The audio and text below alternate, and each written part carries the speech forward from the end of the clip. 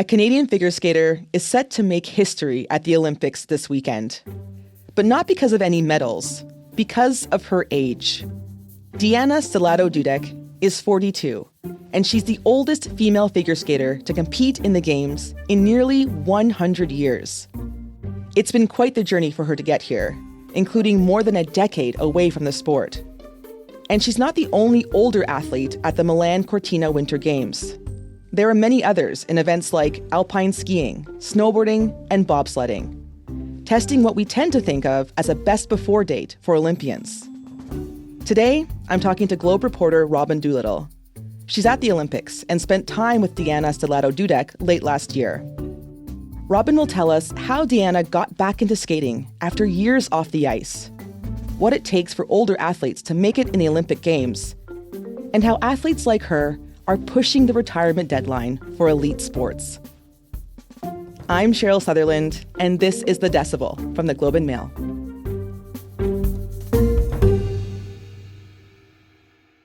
Hi, Robyn. Thanks so much for joining us. Thanks for having me. I'm so excited about this episode. Me too. Can you tell us where you are right now? I am sitting on a bench outside the long track venue, about to go watch the women's 5,000 meter. Okay, speed skating, but we're going to talk about figure skating. And I want listeners to know that you are a figure skater yourself. So I'm sure that you're very invested in this story.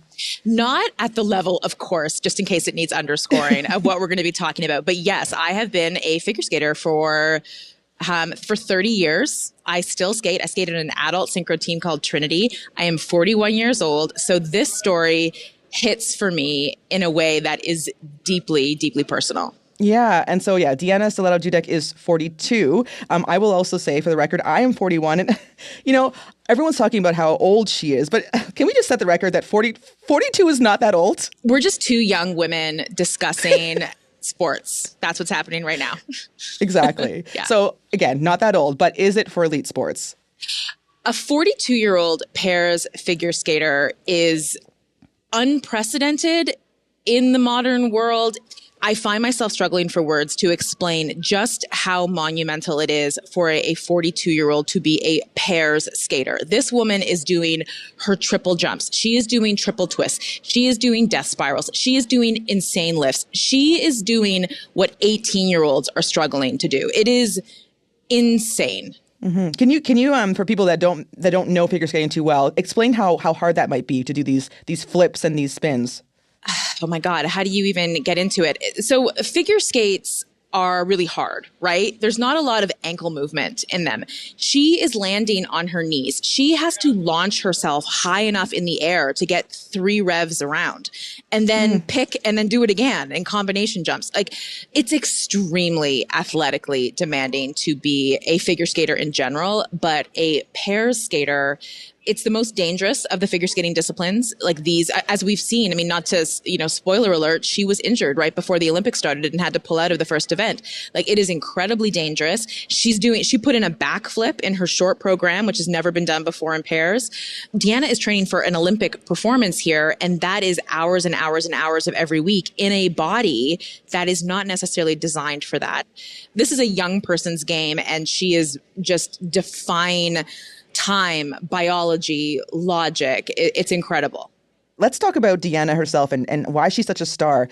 How did she get into skating? Like, what's the story there?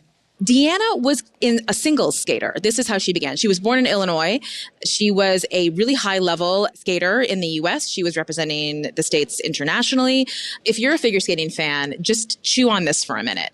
In Deanna's first version of her career, 1.0 Deanna, her main competitor was Michelle Kwan. Kwan.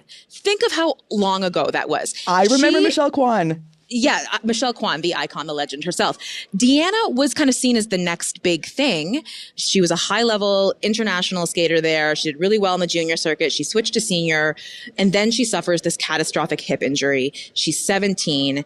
She doesn't see a way through. It's going to take a long time to recover, and she decides to retire. She retires before the attack on the World Trade Center. Like she retired in 2000. Okay. She retired before many of the current top skaters were even born. She moves on from skating. She has a career. She becomes a director in a plastic surgeon's office. She's totally focused on other parts of her life. And then in her 30s, I think she was 32, she goes to a work retreat. And as part of that work retreat, they're playing, silly games. And one of them is, you're answering questions that you draw off of a note card. And her card read, "What would you do if you knew you couldn't fail?" And she instantly blurts out, "I would win an Olympic gold medal."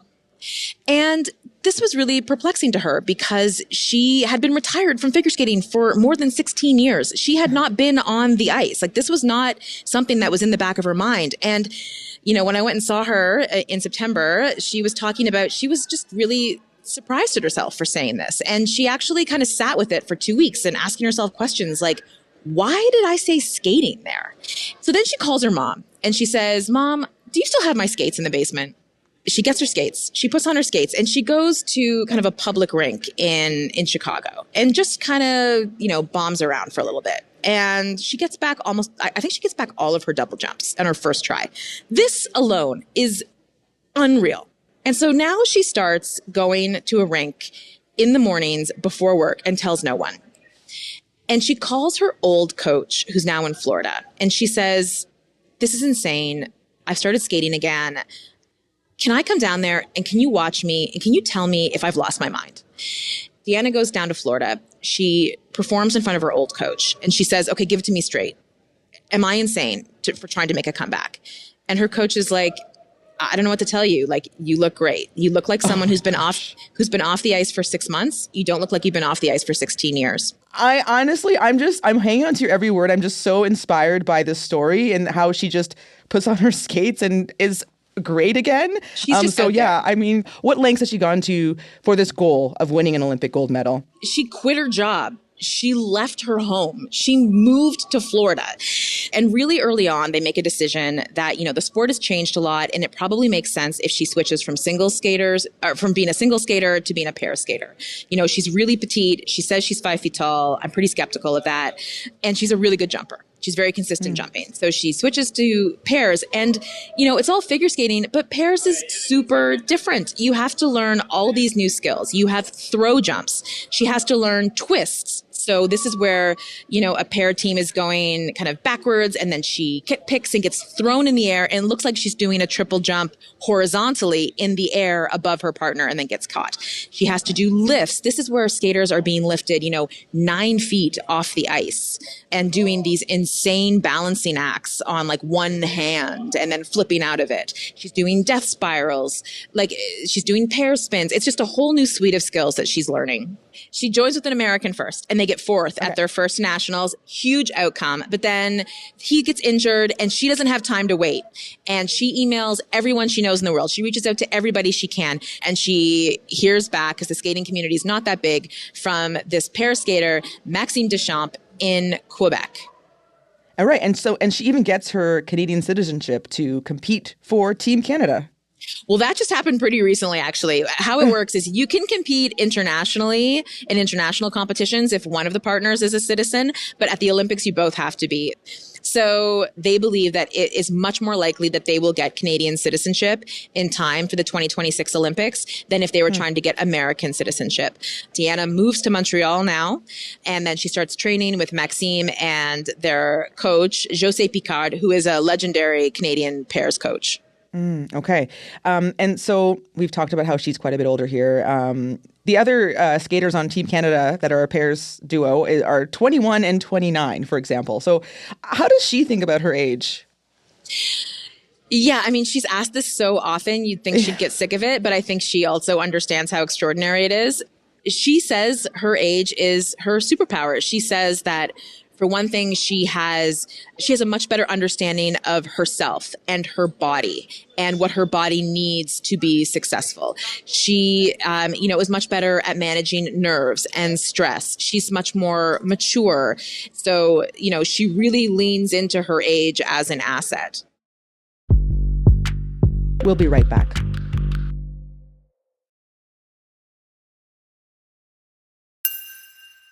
Okay, so I'm curious to hear from you, Robyn. When she's on the ice, can you tell that she's a quote unquote older skater? Absolutely not. Athletically, Deanna looks the exact same as every 20-year-old out there. When you're up close to her, she's gorgeous.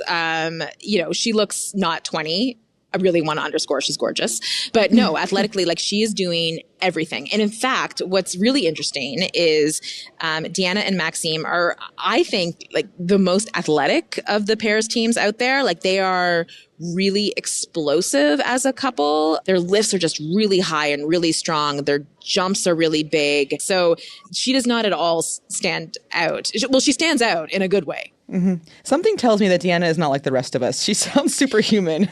Do you know what? Okay, so I wrote this big story about her and this incredible journey that she's been on. And part of the story was looking at, just the advances and how is this possible? How is it possible that a 42-year-old is competing in pairs figure skating and not just competing, but contending for an Olympic podium? Because we haven't mentioned, but like they have won the Canadian championships. They won the world championships in 2024. Like they are in the mix for a medal. How is this possible?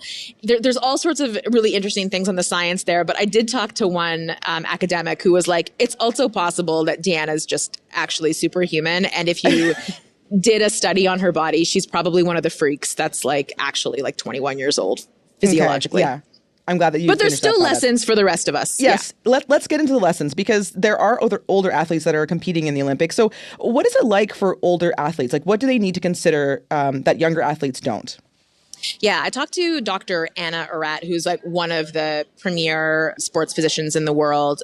And she was saying, the really big change, in addition to, people not smoking, not drinking, getting their sleep, the differences between, now and decades before, is that there's been really big advances in our understanding of the importance of recovery. In the old days, she said, the thinking was push yourself as hard as you can and you will see big results. And now we understand that you push yourself hard and then you give yourself the tools you need to recover.